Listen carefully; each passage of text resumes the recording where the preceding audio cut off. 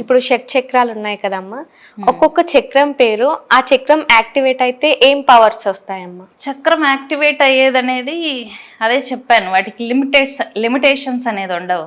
Okay. Activate అయితే వెంటనే power రావడం అనేది కూడా ఏమీ ఉండదు. ఓకే. పర్టికులర్గా చక్రం యాక్టివేట్ అవ్వడం, ఒక పవర్ ఎలివేట్ అవ్వడం, లేదంటే ఇంకో చక్రం యాక్టివేట్ అవ్వడం అనేది ఏది ఉండదు. శరీరంలో అనేది కొన్ని రకాల మార్పులు మనం చేసే డైలీ జపం చేస్తున్నాం అనుకుందాం, కొంచెం కొంచెం పవర్ వస్తూ ఉంటుంది. మన జీవితంలో మన శరీరంలో కొద్దిగా మార్పులు జరుగుతూ ఉంటాయి. చక్కగా మనం ఎనర్జీని కాపాడుకున్నాం అనుకుందాం, ఇంకా ఇంకా గ్రో అవుతూ ఉంటాం. లేదు మన నియమాలు పాటించుకోలేదు అనుకుందాం, దిగజారిపోతాం అనమాట. మనకు ఫైనాన్షియల్ లాసులు వస్తాయి, సమస్యలు వస్తాయి. వీటికి సరైన కొలమానం ఏది లేదు. అంటే వెంటనే ఒక చక్రం యాక్టివేట్ అవుతాని ఒక పవర్ ఎలివేట్ అవ్వటం అనేది ఏది ఉండదు. ఎనర్జీ ఒక్క చక్రం దగ్గర ఆగిపోవటం కూడా ఏది ఉండదు. ఎలక్ట్రిసిటీలో ఒక వైర్ మొత్తం కరెంట్ పాస్ అవుతుంది అనుకుందాం, అది ఎక్కడి వరకు ఆగింది, ఎక్కడి వరకు వెళ్తుందని మనం తెలుసుకోలేము కదా, ఎందుకంటే అదంతా ఒక వైరే కాబట్టి దాన్ని మనం ఐడెంటిఫై చేయలేము.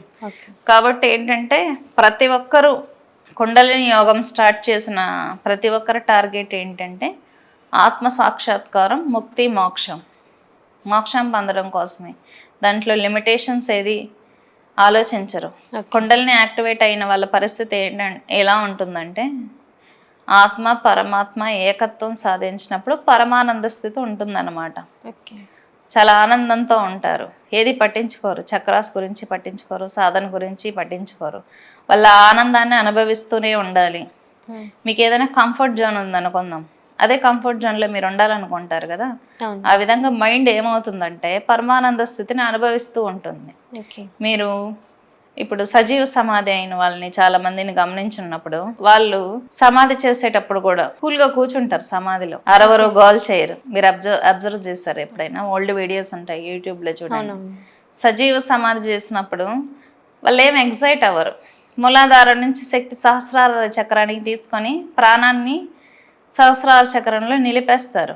నిలిపేసినప్పుడు సమాధి చేస్తున్న కూల్గా పరమానంద స్థితిని అనుభవిస్తూనే ఉంటారన్నమాట.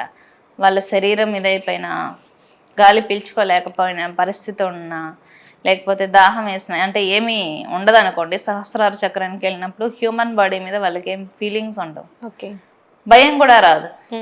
వాళ్ళ దయ ఆనంద స్థితిలో సమాధి అయిపోతారన్నమాట. అలా ఉంటుంది.